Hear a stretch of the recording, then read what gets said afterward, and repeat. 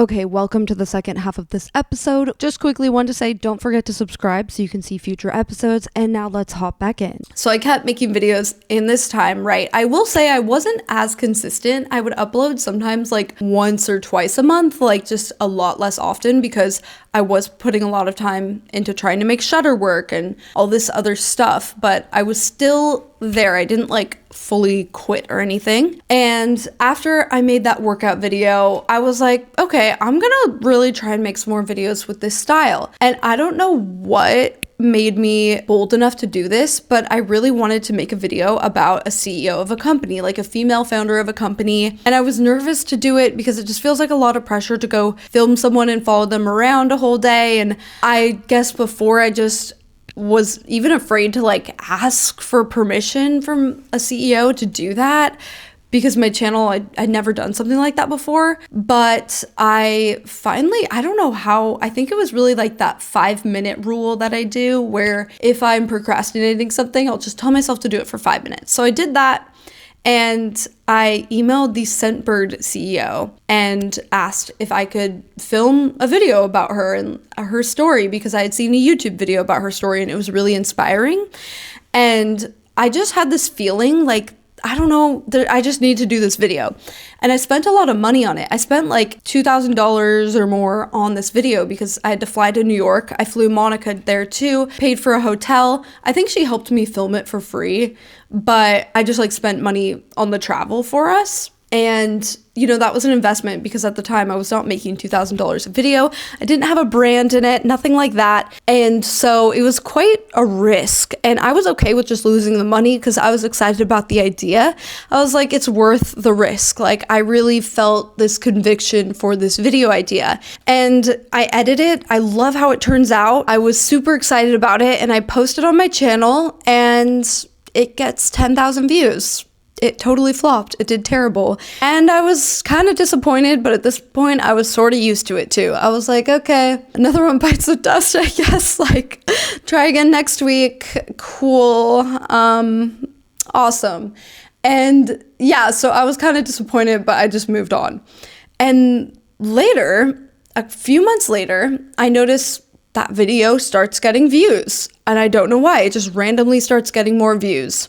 And I was like, okay, cool. Kind of forgot about it at this point. And it kept climbing, getting more and more and more views. You know, it took the YouTube algorithm a second, but that video ended up getting there. I think now it's at like a couple million views. And at that time, I had no idea that it would be the first video of mine to get a higher RPM because it was business related. I didn't know at that time that business related content even did better, but it ended up in, I think it got like a $5 or $10, probably a $5 CPM at that time, when usually RPM, whatever, per 1,000 views. Usually I was only getting like $1 or $2 per 1,000 views back then.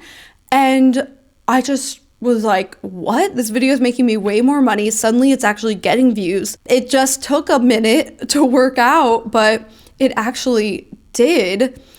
And after that, I made another video that, you know, I was like just really trying really different stuff then. I made a video about how much money you make on YouTube from 1 million views. And that one, I remember being kind of nervous to upload. Again, I was just really trying different stuff here. I felt kind of uncomfortable putting the finances of it on YouTube because before that, everyone said like you'd get in trouble doing that and whatever. But I saw Graham Stephan was being really open about his finances on YouTube. So I was like, it's probably fine. I'm just gonna try it. So I made that video and that was the first time. And like, by that time, the 8 years I had been doing YouTube, that I actually had a video kind of go viral. And it was immediate. It was like 100,000 views in the first hour. And still to this day, I've never seen a video do that, I don't think. And it got 1 million views in a day. And then it's now at like 10 million or more views. And like, it was crazy. I had never before seen that. And it honestly changed my life because that video, it ended up making my whole channel get more views. Like, people watched that video and then they would go watch my other videos and see what I had done. And the only reason I made that video was because a few years ago, those other videos weren't doing well and I just needed to try new stuff and like reinvent myself. Even though I like didn't want to at first, but then I really was excited that I did because I was enjoying making the videos more and I was way more proud of them. And yeah, so that one was kind of crazy to see. And from there, I kept trying new stuff. I was like, you know what? Let me try tech videos. I bought a Tesla. At the time, that was kind of like crazy to me to spend the money on that. But I was like, well, maybe I'll make maybe the videos will help pay for it. And I remember Graham Stephan told me like, oh, it'll totally pay for it if you get it. Like, I guess Tesla videos did really well. Sure enough, those videos did amazingly well. It's quite a risk. I was nervous to buy a like $40,000 car. And I dipped my toe in kind of by renting one on Turo first and making a video about it then to kind of test the waters and see how that video did. And it did incredibly well. So I was like, okay, I'm going to fully send it and get the car. And I made a ton of videos about that. And it brought me this whole new audience. Probably a lot of you guys found me through the Tesla videos. And that really changed my life too, is like the Tesla videos. It made it so now I have this audience who would watch when I made tech videos too, and anything in that realm, really. I feel like the people who watch the Tesla videos also were into personal finance and all these other things that honestly I am into. I just before hadn't really grown into yet because I was like 22, so I didn't know that much about it. And then as I got older, I got way more interested in these things naturally, I feel like. As you do. And that was crazy. All of a sudden my channel was completely different and I didn't exactly plan it. I didn't do this pre-planned thing of like, oh, this master plan of I'm gonna make tech videos now and this is the kind of YouTuber I'm gonna be. No, I just kept trying things, different things, and seeing what worked. And I feel like that's kind of what you have to do. I know this is kind of geared towards if you're a YouTuber or content creator, but I think you can take this into any phase of your life. If things aren't working, trying new things, and just maybe you can kind of plan, but you have to just try stuff and see what works. Like, you make a plan, but it's okay to reroute, you know? That's kind of how I viewed it. That's what worked for me. Like, I would just loosely plan things for till the next month and then judged what worked, what didn't, and would continue from there. And yeah, you can really do that, like I said, with anything. So that was really kind of how I did it, was just being consistent and trying new stuff. I wasn't being consistent and just still posting the same old thing. I was consistently just trying something different pretty much every video. And sometimes I would stick to the same kind of niche for a little while, like photography videos for a month, and then something random, like I did a video trying a dog walking app, you know, like WAG, like being a dog walker, just whatever kind of spoke to me and I thought would be kind of fun to do, but that I also thought had some potential to do well on YouTube too. And so you can take that into your life in really anything. Like, what are you just actually intrinsically interested in? But what do you think also might make you money or might make you new friends or might help you like get into a relationship or whatever your goal is? You can just start brainstorming ways that you can do that, then try it and see if it works. It's kind of as simple as that. And if you do it enough times, eventually things are gonna click. Like, as long as you're consistently trying new things. And, you know, they say, I saw recently these stats about major league athletes, I don't remember, like Michael Jordan and Tom Brady and all these people who had the most amount of wins, the most amount of home runs and whatever. I know I didn't say a baseball player, but yeah, that too. They talk about these stats and there was a correlation with the people who had these high amounts of wins. The highest amount of wins also had the highest amount of losses. They basically just tried the most amount of times.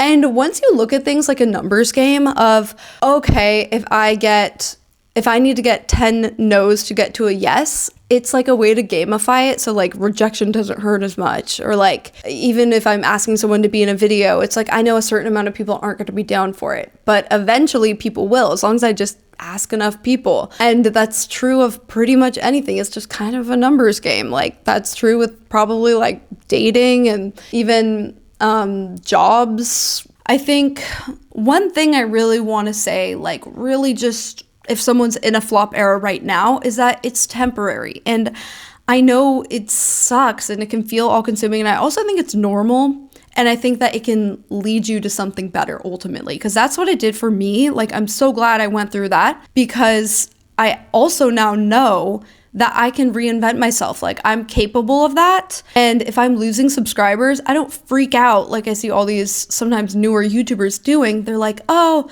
like there's no longevity in social media. And I'm like, honestly, if you reinvent yourself and can still find a way to make interesting content that you like and that other people like, you can do it for a long time. But if you have the belief that you can't do that, like, oh, you've got an expiration date, like 3 years, and then that's it, then yeah, you won't. I think like if you are in a flop era, you don't need to totally freak out. And you don't need to think like, oh, you're a failure now or whatever, because that's, my self-talk was horrible back then. Like, I thought I was such a loser and like I did not like myself, okay? But now I know, like, I don't freak out as much about these things. Like, if a video doesn't do well, I'm like, that's okay, we're just learning. Like, if I'm losing subscribers, I'm like, it's just an indicator of where things are at. And you can always try something different. And it doesn't mean if you're in a flop era now, you will be forever. Like, you won't be. You can try new stuff. You can completely reinvent your life if you want, and it is probably going to be for the best. Like, it'll lead you to something better, I think, most of the time. And I think a lot of us are going to go through flop eras like many times in our lives. Right now, I'm in a pretty good place with my YouTube channel. Like, I feel like it's doing pretty well, but honestly, a couple years ago, I kind of felt like I was in like a mini flop era again. I was like, I don't know, this is just not doing as well as I thought. But I have been trying new stuff lately, like the podcast. I got my real estate license. I got my first listing now. Things kind of take time. Even with real estate, I felt a little imposter syndrome because I'm like, even though I own a house and I've been through the process and I know a lot about real estate, like even I felt like kind of like, who am I to do this, I guess, because I just had never sold the house before, I guess. But everyone has like an awkward phase like that when they're starting something new. You just have to push through it. You know, no one's an expert at the beginning, complete expert. One thing I love is how we're all so much more open about our flop eras now. It's like a funny trend on social media, and I don't really know another word people are using for it. I would like to find one because it feels a little bit immature to call it like flop era. But I mean, that's a funny little description of it. But I feel like everyone goes through these, and you can feel so like a loser when you're going through it. And it sucks to see like things are working for other people, like they're getting a promotion and whatever. It can be easy to compare yourself, and that's the worst thing you can do. Everyone's on their own timeline, but I totally get it when you're in a flop era and you feel like, man, I'm falling behind maybe, or am I making the right choice? And it's scary, and it's like you don't really know for sure. But I feel like all you can do is just keep trying different things, basically. Like, that's what I did. I think also some of it, I feel like, is embracing failure. That really helps, just knowing that it's okay to fail on a video. Like, once I kind of surrendered that idea of the Scentbird video not doing well, and I was still willing to do it even if it failed, that's like when things started working. Taking those risks and being okay with if it doesn't work out. And it wasn't like the biggest financial risk of my life. You know, like I was gonna be okay if it didn't work out. But still, it sucked when I thought it didn't. I was like, damn. But part of me was still really proud of the video, so I didn't care. I was like, okay, I'm out like $2,000, but I'm proud of this video and it's good for my portfolio, and not everything is about making money all the time. You know, sometimes you got to do something that you think is going to further your career in a different way, like help your portfolio in some way.